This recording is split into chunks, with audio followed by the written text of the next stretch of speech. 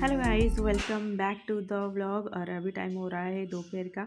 और अभी हम खाना पीना सब खाने के बाद निकल के जा रहे हैं धौली शांति स्तूप। तो ये भुवनेश्वर से 7 किलोमीटर दूरी पे ही है। तो चलिए चलते हैं। और वीडियो से आगे बढ़ने से पहले do like share and subscribe my channel. तो चलिए चलते हैं।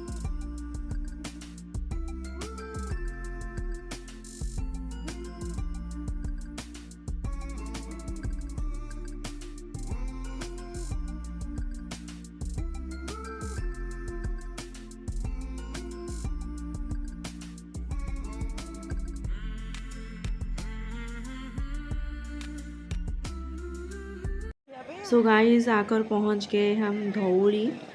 तो मैं यहाँ पर लास्ट आई थी 10th क्लास में, जब मैं पढ़ रही थी।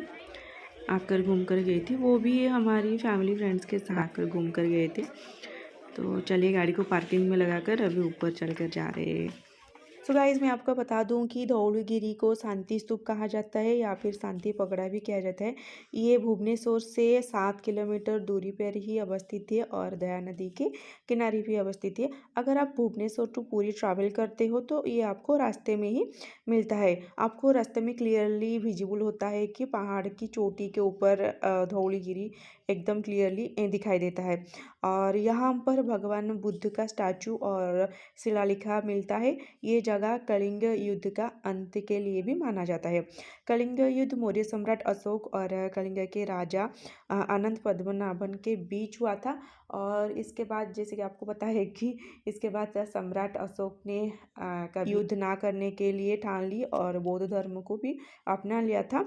तो चलिए चलते हैं ऊपर की ओर। अगर आप यहाँ कभी भुवनेश्वर आते हो विजिट करने के लिए तो ये शांति स्तूप धौलागिरी एक बार ज़रूर विजिट करके जाना, आपको बहुत ही अच्छा लगेगा।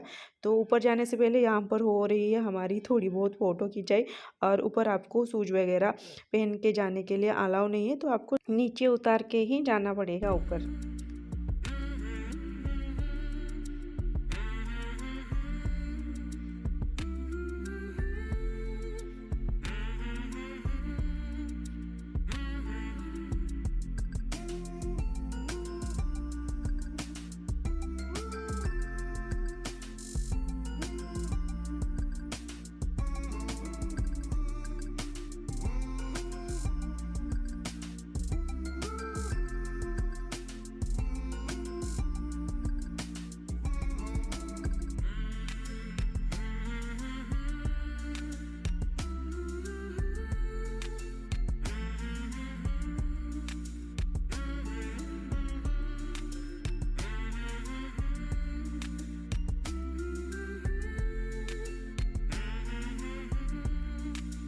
ये रहा दया नदी।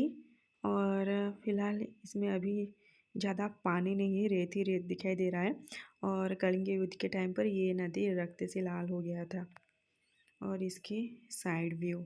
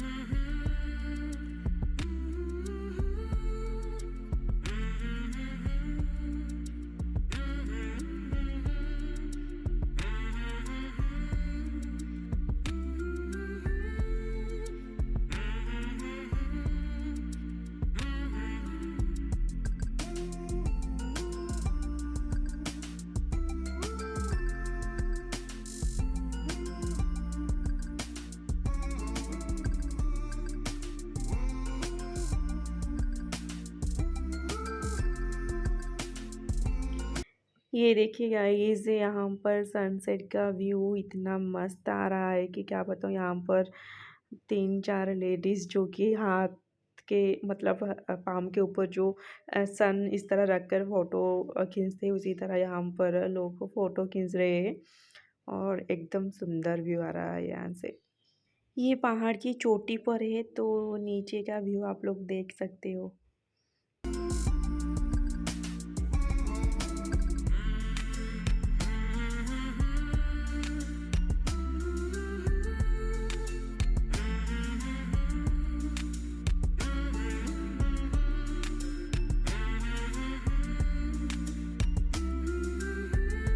यहाँ पर एक शिव जी का टेम्पल भी है जिसे धवलेश्वर कहा जाता है। और ये मंदिर 1972 में, मतलब जब धौलीगिरी रिनोवेटेड किया गया था उसी टाइम पर ही ये मंदिर बनाया गया था। और यहाँ पर जो कोई भी आता है धौलीगिरी घूमने के लिए, विजिट करने के लिए, तो यहाँ पर मंदिर भी दर्शन करके जाते हैं। और बुद्धिस्ट भी जाते हैं, हिंदूज भी जाते हैं। तो चलिए हम लोग भी अभी जा रहे हैं दर्शन करने के लिए।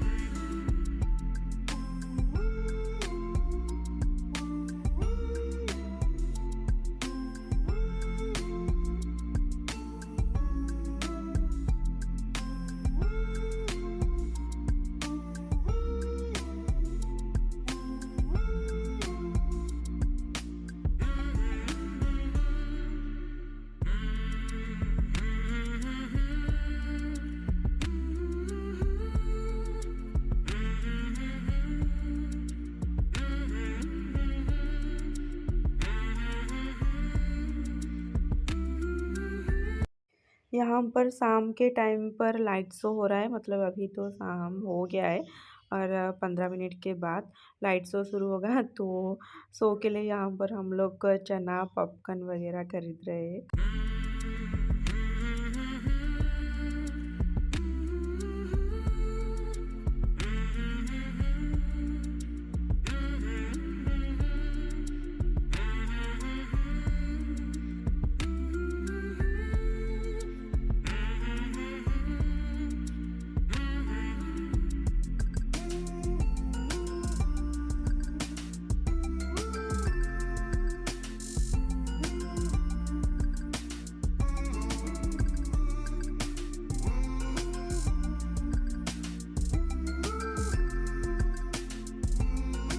यहाँ पे लेजर शो होने के लिए सब चेयर वगैरह पड़ रहा है।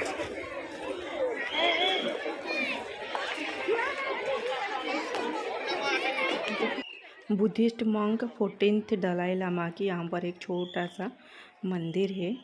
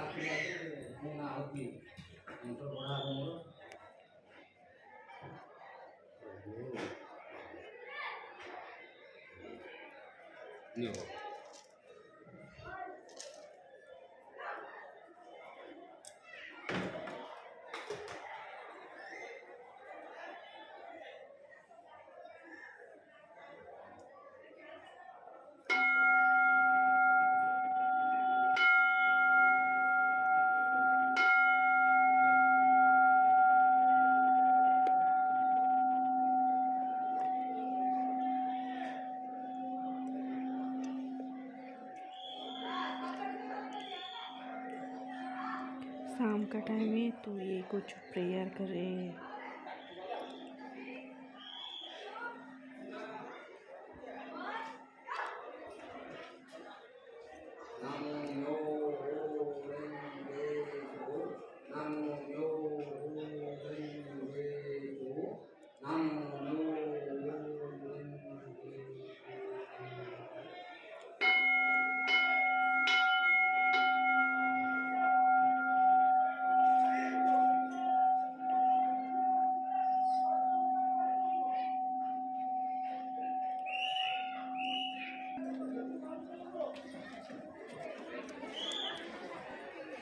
कि कौन प्रेयर करदे से जहाँ लिखा है से दी दिन पद कही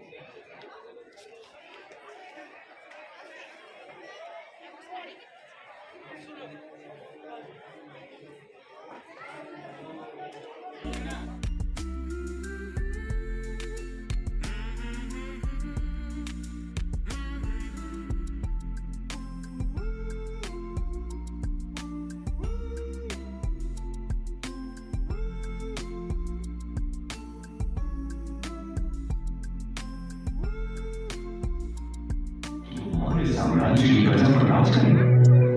जो राजा अपनी प्रजा की भावनाओं उनकी आवश्यकताओं को न समझता हो उसे राज करने का अधिकार है।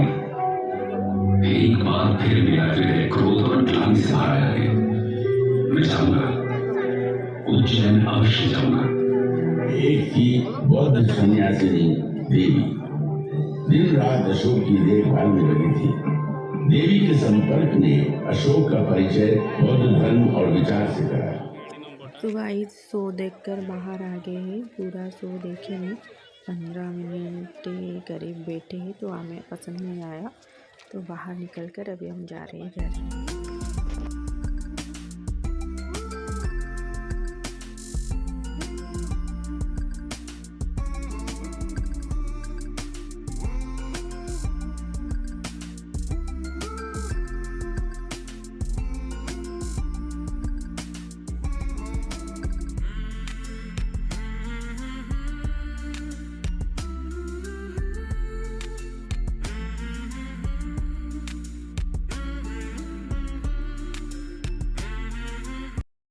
अभी आ गए हैं फास्ट फूड खाने के लिए। शाम के टाइम है, थोड़ी थोड़ी भूख भी लगने लगी है और घूम कर भी आए हैं तो फास्ट फूड खाना तो बनता है। तो चलिए हम लोग यहाँ पर पहले खा लेते हैं। और खा रहे हैं role, chowmein and chicken tandoor.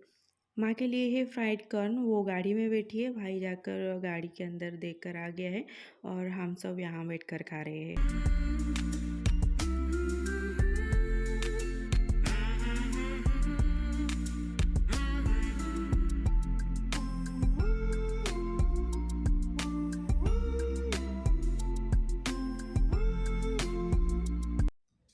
So guys घर वापस अभी आ गए हैं और अभी टाइम हो रहा है 1 मिनट बज रहा है मामू। तो रात के डिनर कुछ बनाना नहीं है क्योंकि हम लोग वहाँ पर जो फास्ट फूड खाकर आए वो बहुत ही ज़्यादा हेवी हो गया है और रात के डिनर खाने को बिल्कुल भी मन नहीं है। तो डिनर में मैं कुछ बनाऊंगी नहीं। अगर कुकी को कुछ खाना है तो वो कुछ बिस्किट वगैरह खा लेगा या फिर कुछ फ्रूट्स वगैरह खा लेगा, लेकिन मैं तो बिल्कुल नहीं खाऊंगी, ग्रीन टी पीऊँगी। और ये जो धौली हम लोग आज गए थे, मैं जब 10th या फिर 11th में पढ़ रही थी, 10th आई थिंक, मतलब 2006 या फिर 7 होगा। और 15-16 साल के बाद आज गई हूँ। इसे कुकी को देखना था, प्राची को भी देखना था, तो इन दोनों को देखना था, तो इसलिए हम सब मिलकर गए थे, देख कर आए। और तो वहाँ पर मतलब लेजर शो जो हो रहा था, जिस तरह का हम लोग सोच कर टिकट खरीद के वहाँ पर बैठ के देख रहे थे, लेकिन उस हिसाब से हमें मज़ा नहीं आया। तो हम लोग 10-15 मिनट बैठ कर फिर आगे वहाँ पर मतलब सम्राट अशोक की जो स्टोरी है वो शो कर रहे थे। फिर हम लोग जो अहमदाबाद में अक्षरधाम मंदिर में जो वाटर म्यूजिकल लेजर शो हो रहा था, उसे देखकर मतलब मैं सोच रही थी हाँ उसी टाइप का कुछ, मतलब वाटर तो नहीं था, उसी टाइप का कुछ अच्छे वाला लेजर शो होगा, लेकिन उसी हिसाब से बिल्कुल वो वाला शो नहीं था। इतना मज़ा नहीं आया देखने के लिए।